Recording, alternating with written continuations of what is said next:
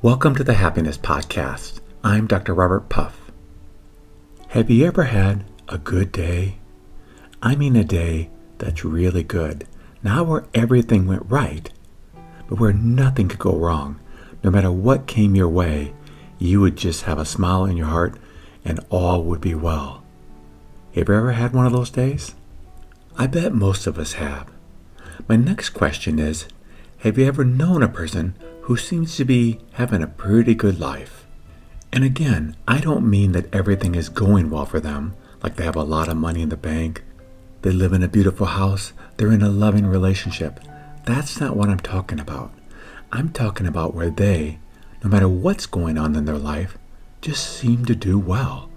The type of person that if you visit them in the hospital because they're sick, when you walk in the room, they have a smile on their face. Or perhaps a person who has so much less than you do, and yet they seem so well, so happy inside.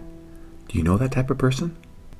I think if we're honest, we all know people whose lives seem to be doing well, no matter what's happening in their lives.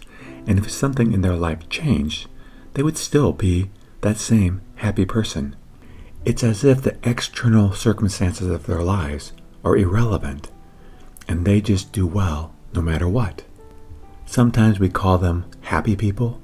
Sometimes we call them just peaceful people. Sometimes we call them self-actualized people. Sometimes we call them enlightened people. But we probably all know someone, heard of someone, or met someone in the course of our lives that was living life to the fullest. And no matter what the circumstances were going on in their life, they were like a cat. They landed on their feet, and they were doing exceptionally well, as if nothing externally could rock their world. They're beautiful souls, and ones that I want to talk about today, because I believe they're worth emulating. Because today I want to talk about how we can live our lives to the fullest, because I believe we can, but it does take work. After all, if it was easy, everyone would do it. Everyone would be a happy camper, and we'd be living in a beautiful world of harmony and peace. I don't think that's a world we're living in. As a matter of fact, the type of people that I believe live to the fullest are very few and far between, because it is a lot of work and a lot of effort to live life well. So how do we even begin to aim in that direction? The first thing we need to do is to really look at how our lives are going. And I think for most listeners, it's probably like a roller coaster. Some days are good, we're going up. Some days aren't so good, we're going down. Some of us are just going down, down, down. Some of us seem to be going up for a day, a week, a month. We're on this high. But we realize that if our external circumstances change, we're not going to be doing as well. We see that all the time with people whose lives are exceptional, and yet they crash and burn, and sometimes, sadly, in incredibly painful ways. So after we examine our own hearts, how we're doing, we say, okay, how am I doing? Perhaps on a scale from 1 to 10. 10 being, yep, I'm at the fullest level of my human capacity, and my life is going well, and no matter what you threw at me, I would be okay. And 1 at the bottom, saying, well, it's just not a very good day. So once we have a good understanding of where we stand in life, the next question we want to ask ourselves is, why should we make changes? I mean, Dr. Puff, you just said it's quite difficult. Why do I want to put forth that effort? It's also quite difficult to be unhappy, to be depressed, to be anxious regularly. That's an exhausting life. The similarity would be like being in physical shape. It takes work, it takes effort, it takes work, and sometimes it can even be a little bit painful at first. But after a while, we get used to it, we start liking it, and then we crave doing things that keep our bodies in shape, and we enjoy it. It's very similar when it comes to having a good life. Yes, it is going to be a lot of work, but not having a good life is painful. So why don't we all just pursue having a good life? Because unfortunately, there's a lot of things we can do temporarily to numb ourselves when we're not having a good life. It doesn't in any way make our lives better, but it numbs us to the fact that our lives are going very poorly. But the numbing doesn't last, and all the pain and suffering that we're experiencing keeps coming back. What if instead we decided, no, I'm sick and tired of this. I want to live my life to the fullest, so I'm going to commit to that. So let's say we do commit. What do we do next? After we first figured out where we stand, now we commit to living the good life. Then we say, how? How do I do that? Well, what I would suggest is trying to study people that are doing that and see how they're living their lives well. What do they do? When tragedy comes our way and they're resilient, how do they respond? And then begin to say, okay, you do this and this is what I do. Your path makes your heart happy. My path makes my heart sad. I'll begin to take on your habits instead of doing my habits. Let's say someone you look up to and you think, yeah, their lives are going better than my life is going. And they meditate every day. You may say, okay, I've never meditated before, but I can learn how to do that. That's a skill I can develop. And I'll start doing that and see if it doesn't improve my life. Now we need to be a little bit scientific and make sure when we start implementing these changes that they do make a difference.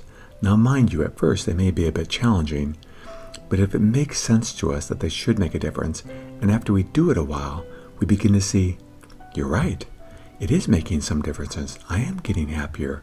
I am getting calmer. I'm going to keep doing this. Then we'll implement these changes. And then we'll find that with time, we will get better. Our lives will change. And then the fourth thing we need to do is commit to living our lives to the fullest, which I believe is the most important thing we need to do, because the tendency for almost everyone on the planet Earth is to give up. Life is hard, life has challenges, and it's just so easy to numb ourselves or to give up in despair or to not make changes that help us live a better life. We're stuck in the patterns that we were taught because we are creatures of habit, and the habits come from our background.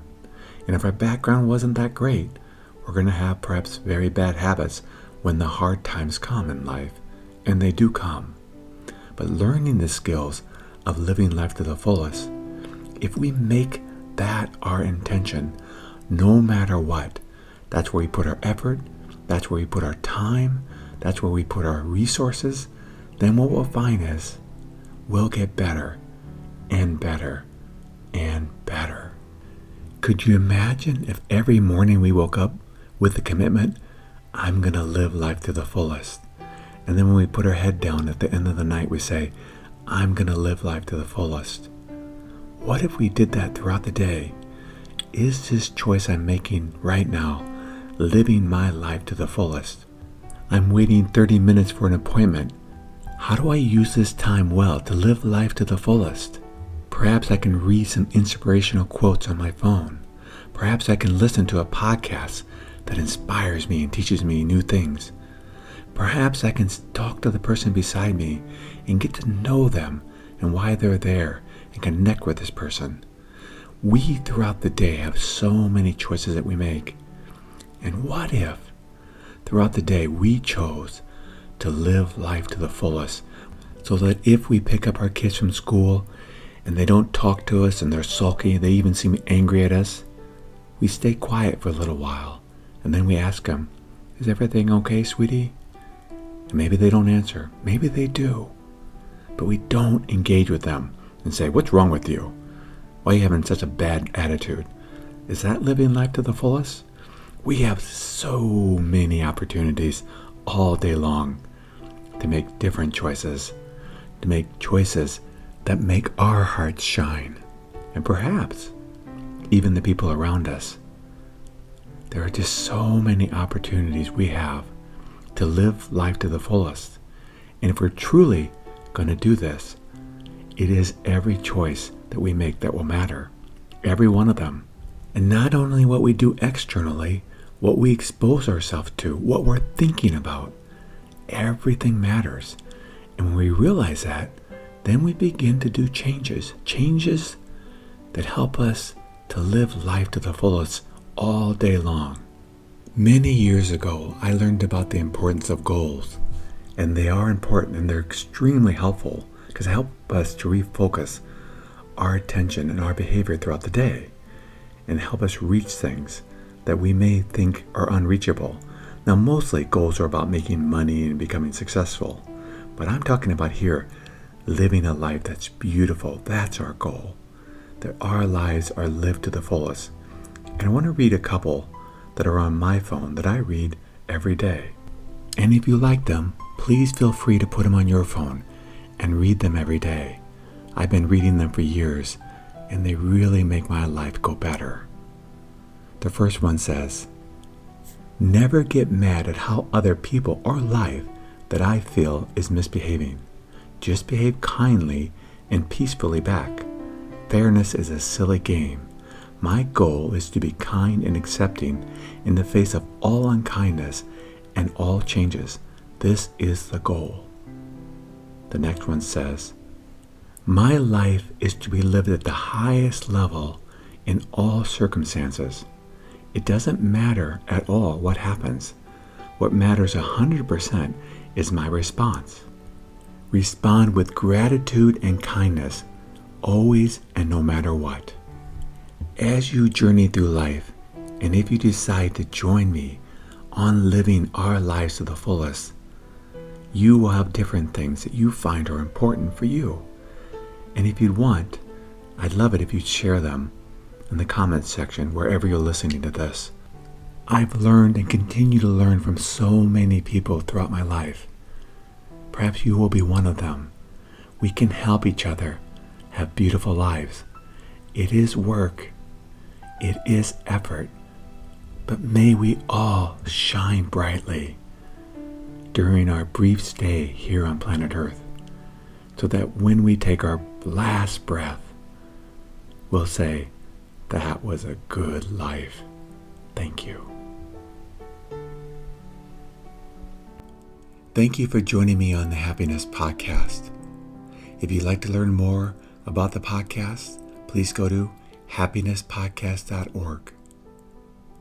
And until next time, accept what is, love what is.